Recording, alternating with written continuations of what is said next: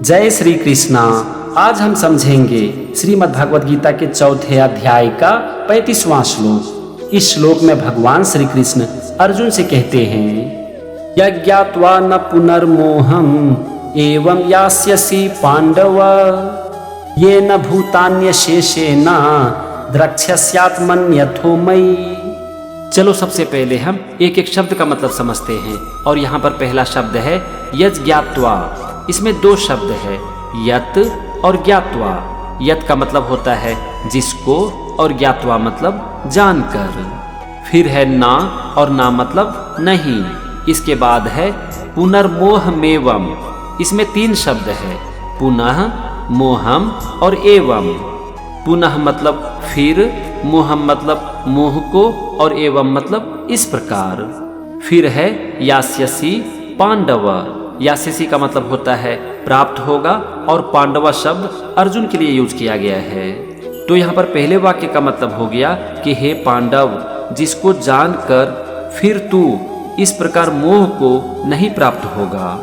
कहने का यहाँ पर मतलब है कि अगर तुम्हें ज्ञान की प्राप्ति हो जाती है तो तुम कभी भी मोह के जाल में नहीं फंसोगे।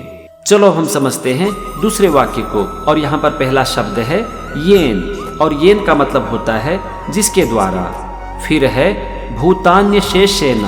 इसमें दो शब्द है, भूतानी और अशेषेण। और यहाँ पर इसका मतलब है संपूर्ण सृष्टि को। इसके बाद है द्रक्ष्यस्यात्मन्यथो। इसमें तीन शब्द है, द्रक्ष्यसि, आत्मनि, अथो। द्रक्ष्यसि का मतलब होता है देखेगा, आत्मनि मतलब अपने में, और अथो मतलब पीछे। और अंतिम शब्द है मई, और इसका मतलब होता है मुझ में। तो यहाँ पर दूसरे वाक्य का मतलब हो गया जिसके द्वारा संपूर्ण सृष्टि को पहले अपने में फिर मुझ में देखेगा। कहने का यहाँ पर मतलब हुआ कि अगर तुम्हें ज्ञान की प्राप्ति हो जाती है तो तुम पहले संपूर्ण सृष्टि को खुद में देखोगे और उसके बाद मुझ में देखोगे। हमने श्लोक के एक एक शब्द का मतलब समझ लिया। चलो अब हम समझते हैं पूरे श्लोक का मतलब। यहाँ पर भगवान श्री कृष्ण अर्जुन से कहते हैं कि हे पांडव, तुम ज्ञान को जानकर इस प्रकार मोह को प्राप्त नहीं करोगे जिसके द्वारा संपूर्ण सृष्टि को पहले अपने में पीछे मुझ में देखेगा। यहाँ पर भगवान कह रहे हैं कि अगर तुम्हें ज्ञान की प्राप्ति हो जाती है तो तुम कभी भी मोह के जाल में नहीं फंसोगे, और तुम ज्ञान की प्राप्ति करके संपूर्ण सृष्टि को पहले खुद में देखोगे और फिर मुझ में देखोगे।